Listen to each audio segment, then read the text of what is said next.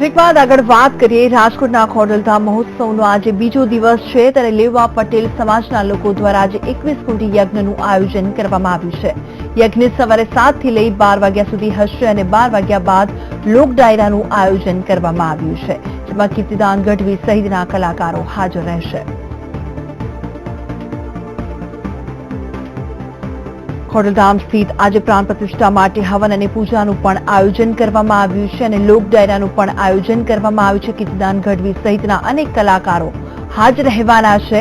રાજકોટમાં ખોડલધામ પ્રાણ પ્રતિષ્ઠા મહોત્સવનો આજે બીજો દિવસ છે. અનેક કાર્યક્રમોનું આયોજન કરવામાં આવ્યું છે.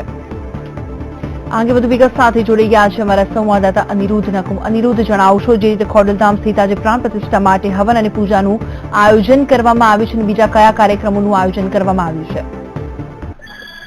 ભૂમિ, આજે ખોડલધામની વાત કરવામાં તો આજે પ્રાણ પ્રતિષ્ઠા મહોત્સવનો બીજો દિવસ છે. 5 દિવસનો આખો પ્રસંગ છે. ત્યારે આજે બીજા દિવસે 1008 યજ્ઞ યોજ છે, જેમાં દંપતીઓ યજ્ઞ માટે બેસવાના છે. તે ઉપરાંત એક ભવ્ય ડાયરાનું પણ આયોજન કર્યું, જેમાંથી આજુબાજુના ગામમાંથી લાખો લોકો અત્યારથી ખોડલધામ તરફ કાગવડ જવા માટે ઉમટી રહ્યા છે.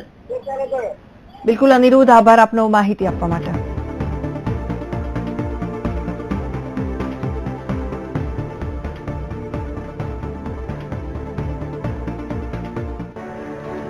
સમગ્ર ખોડલધામમાં ભક્તિમય માહોલ જોવા મળી રહ્યો છે. રાજકોટથી નીકળેલી 40 કિલોમીટર લાંબી શોભાયાત્રાનું બપોરે 3 વાગ્યાની આસપાસ કાગવડમાં આગમન થયું અને રસ્તામાં ઠેર ઠેર ઢોલ નગારા રંગોળી સાથે શોભાયાત્રાનું ભવ્ય સ્વાગત કરવામાં આવ્યું.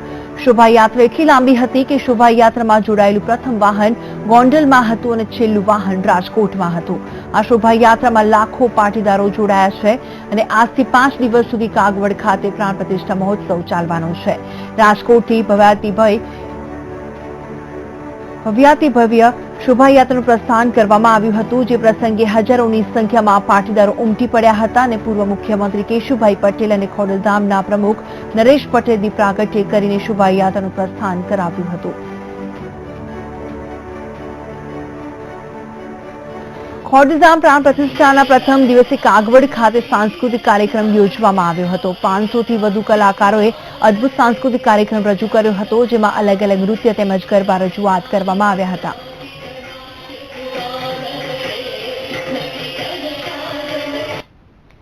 કાગવડ ખાતે ખોડલધામ પ્રાણ પ્રતિષ્ઠા મહોત્સવ નિમિત્તે સવારે 6 વાગે વિશાળ શોભાયાત્રાનું રાજકોટથી પ્રસ્થાન કરવામાં આવ્યું હતું.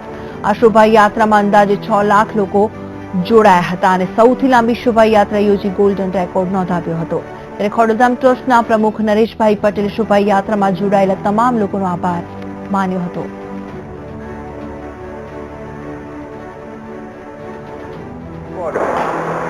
રાજકોટથી ખોડલધામ સુધીનો સૌથી મોટી શોભાયાત્રા વર્લ્ડની પ્રથમ રેકોર્ડ આજે સ્થપાણો છે. રસ્તાની અંદર દરેક રૂટ ઉપર દરેક ગામના દરેક સમાજના ભાઈઓ બહેનોએ ખૂબ જ ભાવથી લાગણીથી માતાજીના સ્વાગત કર્યા છે, માતાજીની આરતી ઉતારી છે. તે બદલ દરેક સમાજનો હું ઋણી છું. આખા લેવા પટેલ સમાજ તરફથી એનો આભાર માનું છું. તો કાગવડ ખાતે માં ખોડલની પ્રાણ પ્રતિષ્ઠાના મહોત્સવનો સૌરાષ્ટ્રભરમાં ઉમંગ જોવા મળી રહ્યો છે. શોભાયાત્રામાં મોટી સંખ્યામાં પાટીદારો જોડાયા હતા, મોટી સંખ્યામાં વાહનો પણ જોડાયા હતા. સૌએ ભક્તિભાવપૂર્વક શોભાયાત્રામાં ભાગ લીધો. ઠેર ઠેર માં ખોડલનો જય જયકાર કરવામાં આવ્યો. કેટલાક સ્થળોએ લોકોએ માતાજીના ગરબા પણ રમ્યા હતા.